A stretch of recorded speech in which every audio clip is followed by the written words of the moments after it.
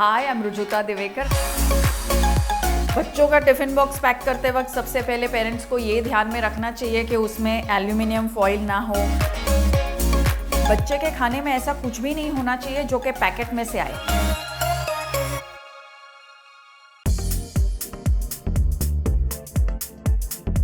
According to me, the biggest mistakes that parents make is that they obsess about their children's food and most importantly quantities.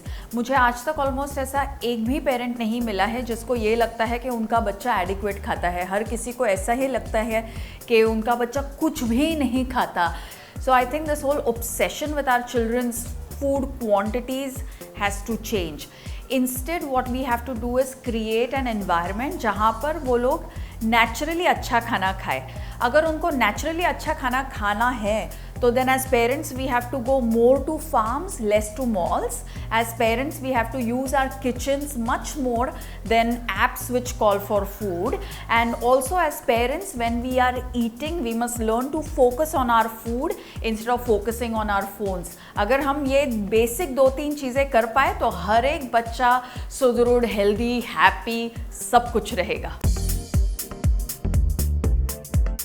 बच्चों का tiffin box pack करते वक्त सबसे पहले parents को ये ध्यान में रखना चाहिए कि उसमें एल्यूमिनियम फॉइल ना हो, टिफ़िन बॉक्स प्लास्टिक का ना हो और उसमें ऐसा खाना हो जिसका नाम बच्चे को अपने इंडिजिनियस लैंग्वेज में, जिस लैंग्वेज में जिस घर परिवार कम्युनिटी का बच्चा है, जिस रीजन में वो ग्रो हो रही है, उस भाषा में उसको उस खाने का नाम आए और उसी भाषा में वो उस खाने का नाम पुकारे, उसी से वो उसे पहचाने।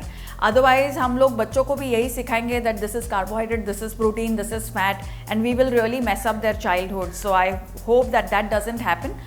The second important thing is कि बच्चे के खाने में ऐसा कुछ भी नहीं होना चाहिए जो कि पैकेट में से आए, क्योंकि जितना पैकेट खुलता है उतना पेट फूलता है। तो अगर हमको ये चाहते हैं कि हमारे बच्चों का फ्लैट स्टमक हो, वो स्ट्रॉन्ग हो, वो फिट रहे, वो खुश रहे, वो रात को टाइम पे सोए और जब उठे तो पूरे एनर्जी के साथ उठे, तो इट्स इम्पॉर्टेंट कि एक भी पैकेट में से चीज़ उसमें ना जाए। और बात यह है कि क्या जाए, तो वो जाए कि जो लोकल है, जो इस सीज़न में है और जो ट्रेडिशनल मेथड्स ऑफ कुकिंग से बना हुआ है। जितना भी पुरुष गण है, all the Indian men who are watching this, it's important कि आप आपके बच्चों का टिफ़िन कम से कम हफ्ते के 3 दिन तो पैक करो, क्योंकि रेजिंग चिल्ड्रन में अगर मेन और विमेन का इक्वल कंट्रीब्यूशन नहीं रहेगा देन आई डोंट थिंक कि हम बैलेंस्ड सोसाइटी निर्माण कर पाएंगे। I don't think that we are going to be a very balanced society and we desperately need that both for our boys and for our girls. So gender equality जो है वो kitchen से चालू होती है।